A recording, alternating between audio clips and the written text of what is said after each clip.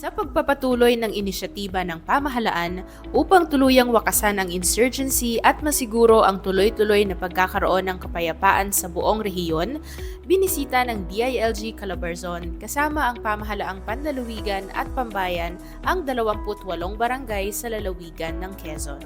Ang 28 barangay na ito ay kabilang sa benepisyaryo ng Retooled Community Support Program o RCSP na isang programa sa ilalim ng Executive Order 70 o EO70. Layunin nito na ipatupad ang whole-of-nation approach at tukuyin ang mga pangunahing problema sa isang barangay na kinakailangang bigyan ng sapat at kaukulang solusyon sa tulong ng iba't ibang sangay ng pamahalaan. Mula sa pinagsama-samang tulong at aktibong partisipasyon ng bawat isa, naniniwala ang DILG na ito ay isa sa mga mabisang tugon sa insurhensya sapagkat maitataas nito ang antas ng pamumuhay ng mga mamamayan sa mga naturang barangay. Paano nga ba isinasagawa ang RCSP? Tukuyin ang pangangailangan ng barangay. Upang maisagawa ng maayos at matagumpay ang layunin ng RCSP, minabuti ng DILG na alamin ang mga pangunahing pangangailangan ng isang barangay sa pakikipagtulungan ng local government units at RCSP core team na pinangungunahan ni DILG 4A Regional Director Ariel O. Iglesia, kasama ang mga division chiefs, regional and provincial focal person ng RCSP, provincial program managers, cluster leaders, at field officers ng DILG sa iba't ibang LGU sa Calabarzon. Ito ay upang masiguro na angkop at nararapat ang mga serbisyo at tulong na dadalhin ng mga kaukulang ahensya sa kanilang lugar. Koordinasyon sa pamahalaang barangay. Nagkakaroon naman ng coordination meeting sa lahat ng ahensya kasama ang lokal na pamahalaan upang pag-usapan ang mga natukoy na issues and concerns sa kanilang lugar. Ugnayan sa barangay. Kasunod nito ay nagkakaroon ng 2 hanggang 3 araw na immersion ang ilan sa mga kawani ng DILG kasama ang mga national government agency at lokal na pamahalaan. Sa unang araw ng immersion ay nagkakaroon ng ugnayan sa barangay o community dialogue kung saan sama-samang tinukoy ng mga residente at opisyal ng barangay ang kinakailangang proyekto, programa at gawain na makakatulong sa kaunlaran ng kanilang barangay. Ang pagpaplanong ito ay magiging daan sa pagsasaayos ng kanilang Enhanced Barangay Development Plan. Bilang simula ay hinahati-hati ang mga kalahok sa pagpaplano sa 5 pangkat o sektor na kanilang kinabibilangan: social sector, economic sector, environmental sector, infrastructure sector at institutional sector.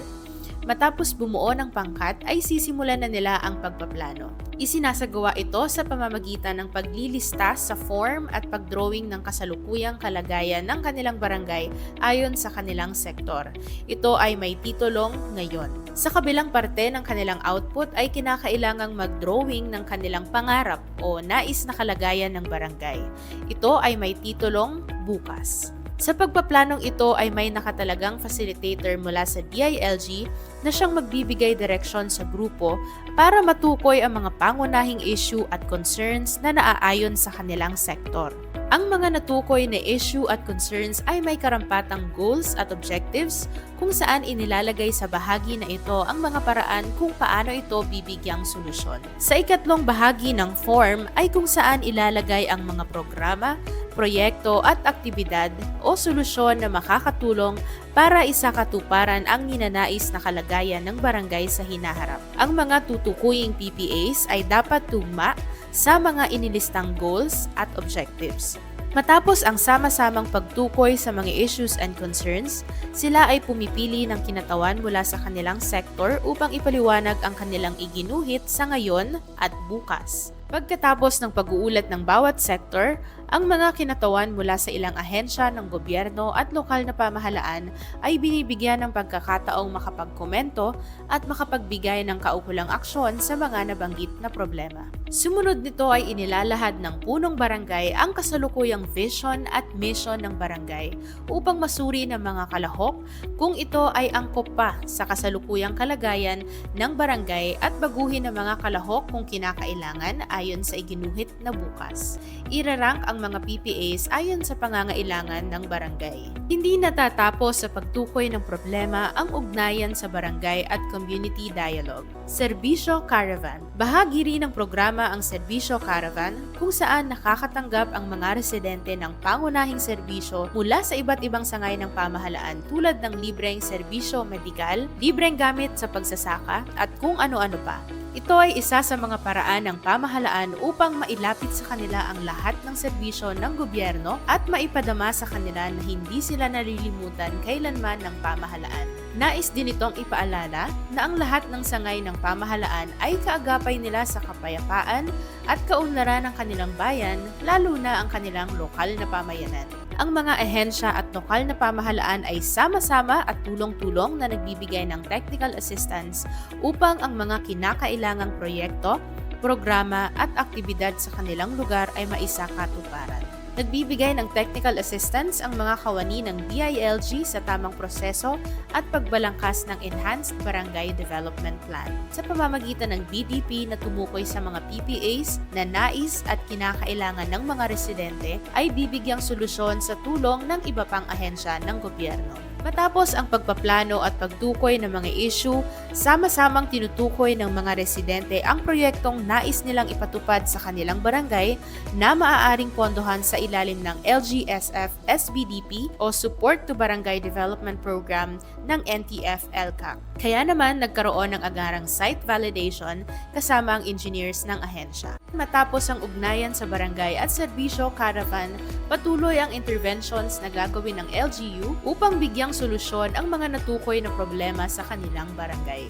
Bukod pa rito, sa susunod na taon ay hihintayin na ng LGU na bumaba ang pondo sa ilalim ng SBDP upang maipatayo na at ma-implement ang infrastructure project na natukoy ng barangay ngayong taon.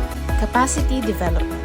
Ang phase na ito ay naglalayong paigtingin at palakasin ang komunidad para sa tuloy-tuloy na kapayapaan at seguridad. Nagbibigay rin ng DILG kasama ang lokal na pamahalaan at iba pang mga ahensya ng nararapat na trainings upang palakasin pa ang kakayahan ng barangay at ng iba pang mga residente nito.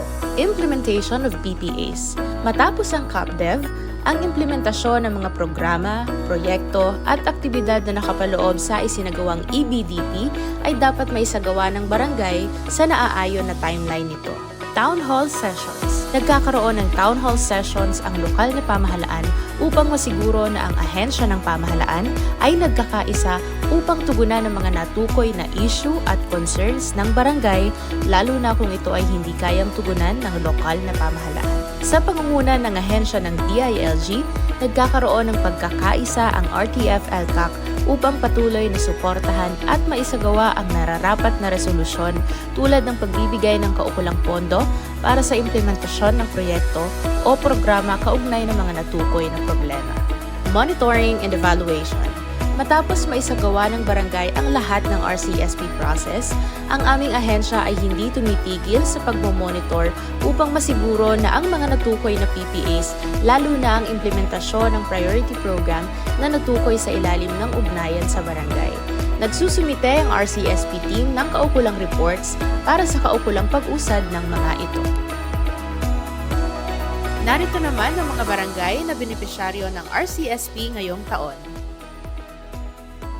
Asahan nyo ang patuloy na pagbibigay ng tulong ng DILG-4A sa mga barangay sa Calabarzon upang makamit ang pag-unlad, pagbabago at payapang komunidad sa tulong ng Retooled Community Support Program.